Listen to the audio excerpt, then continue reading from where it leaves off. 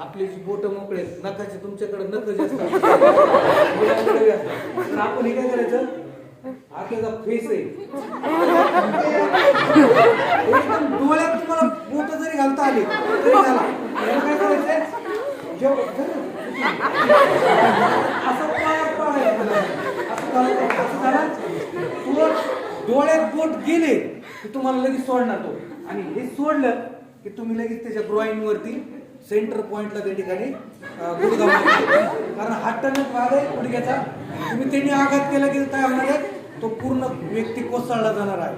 Okay, आता बघा दुसरी गोष्ट, तुम्हाला या पद्धतीने होल्ड केलंय, बरोबर, या पद्धतीने होल्ड केलंय, आणि तुम्हाला काय आता हात तर मोकळे आहेत तुमचे, पाय बी मोकळे, परंतु पाय काय येतात, पाय आपले हालचाल करू शकत नाही जास्त.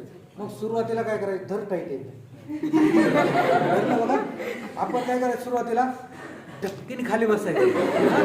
धक्कीने खाली बसलं की ते काय होणार आहे, त्याचा बॅलन्स कुठं होणार आहे, पुढं बॅलन्स होणार आहे, इम्बॅलन्स होणार. तो इम्बॅलन्स झाला की त्याचं ही जी हनवटी कुठे येणार आहे, माझ्या मागच्या बॅक हेडला.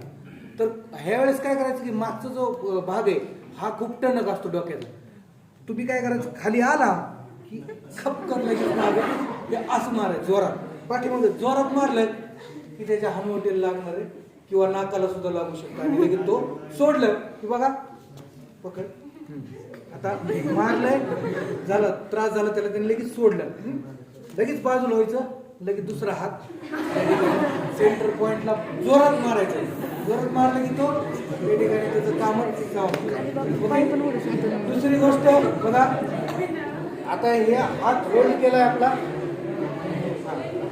हात होल्ड केलाय, आता हात सोडता येई नाही मला, म्हणजे लेडीज मध्ये ताकद कमी असते, जेंट्स मध्ये पुरुषामध्ये ताकदीचं प्रमाण जास्त असतं, सोडता येत नाही. अशा वेळेस तुम्ही कधी कधी काय होतं की आपण, मी तुम्हाला म्हणलं मागाशी की सतर्कता, आपल्याला चातुर्य पाहिजे की आपण ह्याच्यातून सुटका करून घ्यायची आपल्याला. मग असे चातुर्य करताना आपण काय केलं